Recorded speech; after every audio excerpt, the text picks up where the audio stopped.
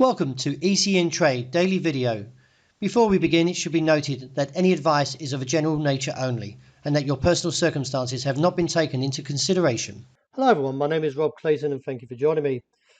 It was relatively a choppy trade right across the board overnight after the release of the strong September private employment report, which showed the US private sector employment climbed slightly higher than the forecast of 200,000.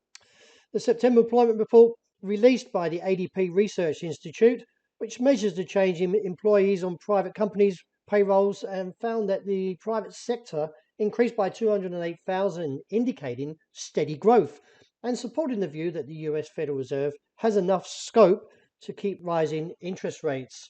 Meanwhile, the business activity in the US service sector expanded at a slightly softer pace in September than August, with the ISM Services PMI declining to 56.7 from 56.9, missing the market expectations of 56. Now, as we look at the current pattern for the Australian dollar, we can see that the market was very whipsawed and posted a hammer. This hammer found demand just around that low area of 64.25, which was seen as a key level. Now, from 64.25, the market is currently holding to still a potential bullish case, and therefore the dollar index may actually reverse or stage a U-turn from the overnight rally and displace some of those gains back to a slightly negative pattern.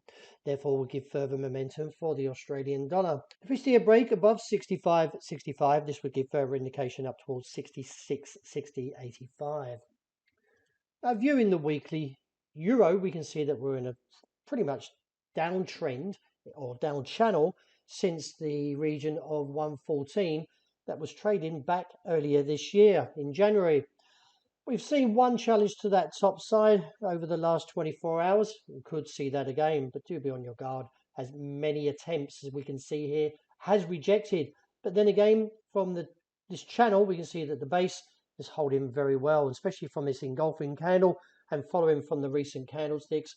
As long as we don't get a close, that is, beneath the level of 98.55.65, then I feel that we could see further upside potential. So let me just bring that in a little bit better. And somewhere around about here, when we don't close of New York under here, then we could see another challenge to that top side. A close above 99.95 would give further scope up towards 101.25, and as I mentioned yesterday, even putting 104 back on the map. Looking at dollar yen, well, the market's still pretty much held it within a tight range and still teasing that topside level around 145. And no doubt the Bank of Japan is expecting or continuing to be checking FX levels in case we see a break above there, because previously we saw this whipsaw price action and more to a spinning top. Therefore, could see further weakness given by the technicals.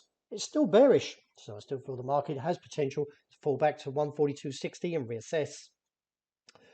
Well, the pound was a little bit weaker overnight following a speech by British Prime Minister Liz Truss, who doubled down on her market rolling tax cutting agenda. From that, a little bit of disappointment came into the bullish outlook and has actually pared back some of those gains, and therefore retreating from the top side level that it came in, as you can see here, around that 114.70 resistance. It was a key level because I expected to see a break there and look up towards 116, 118, but from the retreat, the market is now looking back towards the bottom side of the range, which I believe is around the 113 area where we pretty much took a stab at it earlier today. Let's see if the market can recover from the current lows here and look back towards that top side level of 114.70. Like many disappointments with the US dollar rebounding, we can see that gold has also backed away from that top side level of 1,730.34.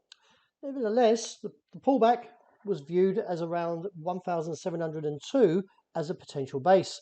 And we can see here that the market did touch there and rebounded back to 1,716.